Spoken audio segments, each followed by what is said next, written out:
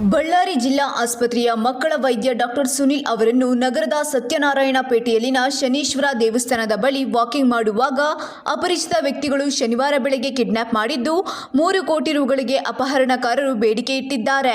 Tata IndiGo ಕಾರಿನಲ್ಲಿ ಬಂದಿದ್ದ ಅಪಹರಣಕಾರರು ವೈದ್ಯರನ್ನು ತಕ್ಷಣ ಬಾಯ್ಮುಚ್ಚಿ ಕಾರಿನಲ್ಲಿ ಕೂಡಿಸಿಕೊಂಡು ತೆರಳಿದ್ದಾರೆ. ಇವರ ಸಹೋದರ ವೇಣು ಅವರು ಜಿಲ್ಲಾ ಮದ್ಯ ಮಾರಾಟಗಾರರ ಸಂಘದ ಅಧ್ಯಕ್ಷರಾಗಿದ್ದಾರೆ. ಇವರ ಬಳಿ ಹೆಚ್ಚಿನ ಹಣ ಇದೆ ಎಂದು ಕಿಡ್ನಾಪ್ ಮಾಡಲಾಗಿದೆ ಎಂದು ಹೇಳಲಾಗ್ತಿದೆ.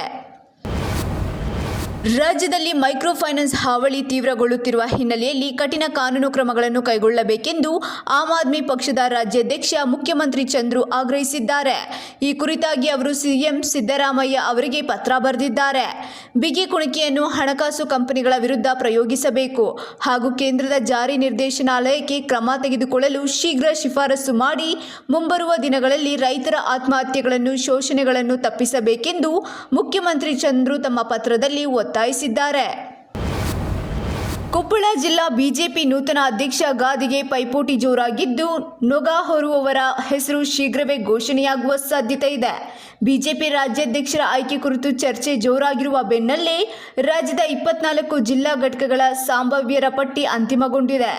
ಈ ಪಟ್ಟಿಯಲ್ಲಿ ಜಿಲ್ಲೆಯೂ ಸೇರಿದ್ದು, ಜಿಲ್ಲೆಯಲ್ಲಿ ಪಕ್ಷ ಮುನ್ನಡೆಸುವ ಅವಕಾಶ ಯಾರಿಗೆ ಸಿಗಲಿದೆ ಎಂಬ ಚರ್ಚೆ ಕೂಡ ಮುನ್ನೆಲೆಗೆ ಬಂದಿದೆ.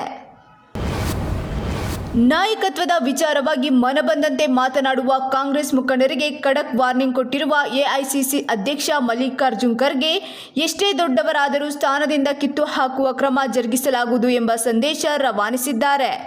ಬೆಳಗಾವಿಯಲ್ಲಿ ನಡೆದ ಗಾಂಧಿ ಭಾರತ ಸಮಾವೇಶದ ನೇಪಥ್ಯದಲ್ಲಿ ಸಿಎಂ ಹಾಗೂ ಡಿಸಿಎಂ ಅವರಿಗೆ ಈ ಸಂಬಂಧ ಸೂಚನೆ ಕೊಟ್ಟಿರುವ ಅವರು, ಇಂಥ ಚಟುವಟಿಕೆಗೆ ಕಡಿವಾಣ ಬೀಳಬೇಕು. ಬೇಜವಾಬ್ದಾರಿತನದ ಹೇಳಿಕೆ ನೀಡಿದವರು ಸಚಿವರಾದರೂ ಅವರನ್ನು ಸಂಪುಟದಿಂದ ಕೈಬಿಡುವ ಕಠಿಣ ನಿರ್ಧಾರ ತೆಗೆದುಕೊಳ್ಳಬೇಕಾಗುತ್ತದೆ ಎಂದು ಹೇಳಿದ್ದಾರೆ.